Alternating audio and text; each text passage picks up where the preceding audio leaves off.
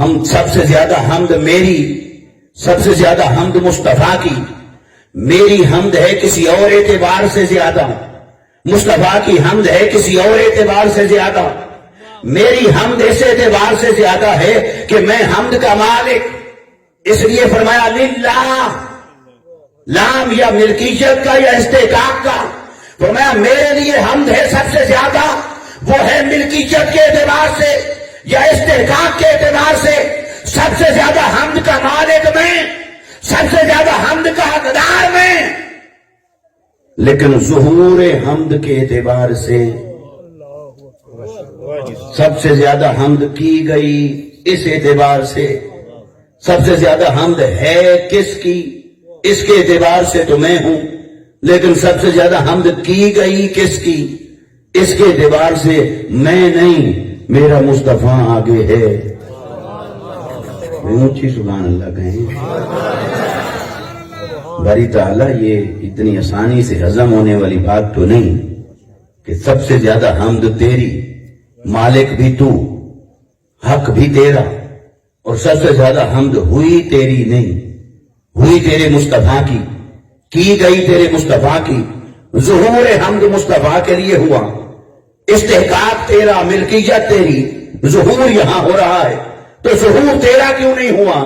فرمایا ظہور میری حمد کا کون کرتا؟ جو حمد کرے، تو فرمایا بس اتنا سا فرق پڑ گیا، میری حمد کرنے والے ہو تم اور مصطفیٰ کی حمد کرنے والا ہوں میں۔ تم نے کی میری حمد، میں نے کی مصطفیٰ کی حمد، تمام ملائکہ نے میری حمد کی، تمام جنات نے بھی میری حمد کی، تمام انسانوں نے بھی میری حمد کی، تمام انبیاء اور رسولوں نے بھی میری حمد کی، زمین اور آسمان نے بھی میری حمد کی، نباتات و جمادات نے بھی میری حمد کی، سب نے کی میری حمد، کیونکہ سب سے زیادہ حمد کا حقدار بھی میں، سب سے زیادہ حمد کا مالک بھی میں، لیکن میری حمد کرنے والی ہے مخلوق، مخلوق کے ہر عمل کی حد ہے، ہر فعل کی حد ہے، ان کی اپنی بھی حد ہے، ان کے فعل کی بھی حد ہے، ان کے عمل کی بھی حد ہے، وہ کسی کی حمد کریں گے تو بھی حد ہے، کسی کے لیے لفظ بولیں گے تو حد ہے، کسی کے لیے کسی کی حمد اور تعریف کریں گے تو حد ہے، جہاں تک ان کی عقل ہے، جہاں تک ان کا فہم ہے، جہاں تک ان کی استطاعت ہے، قول کی فعل کی، جہاں تک ان کے الفاظ ہیں، وہاں تک حمد کر سکیں گے۔ فرمایا بس اتنا سمجھ لو، سب سے زیادہ حمد کا حقدار میں تھا، میں ہوں اور میں رہوں گا، سب سے زیادہ حمد کا مالک میں تھا، میں ہوں، میں رہوں گا، لیکن سب سے زیادہ حمد کی گئی میری نہیں، میری حمد کرنے والے تم نکلے ہو ناقص، اور مصطفیٰ کی حمد کرنے والا میں ہوں کامل۔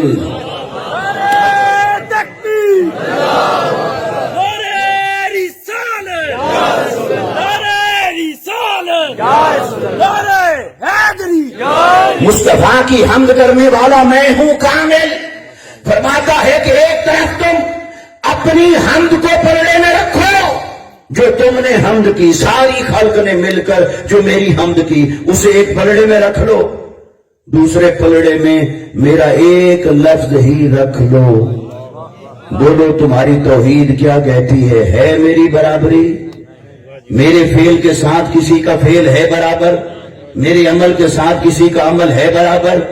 میں کسی کی حمد کروں اس کا درجہ زیادہ ہے یا تم کسی کی حمد کرو اس کا درجہ زیادہ ہے؟ تم نے حمد کی میری اور تم نے کی اپنی بساط کے مطابق، میں نے حمد کی مصطفیٰ کی، اور یوں تو میں نے پورا قرآن ہی مصطفیٰ کی حمد سے بھر دیا ہے، لیکن اگر ہر سطر میں، ہر آیت میں، ہر رکوع میں، ہر پارے میں، ہر سورت میں اگر میں تعریف مصطفیٰ نہ بھی کرتا، جب میں نے وقت ہاں کہہ کر چہرہ مصطفیٰ کی تعریف کی، میرا یہ ایک کلمہ بھاری ہے تمہاری زندگی بھر کے حمد کرنے پر۔ تم نے کی میری حمد، میں نے کی مصطفیٰ کی حمد۔ اب توحید والوں سے جا کر پوچھو کہ کس کے فعل کو آگے رکھنا ہے، کس کے فعل کو پیچھے رکھنا ہے، اور پھر ایک یہ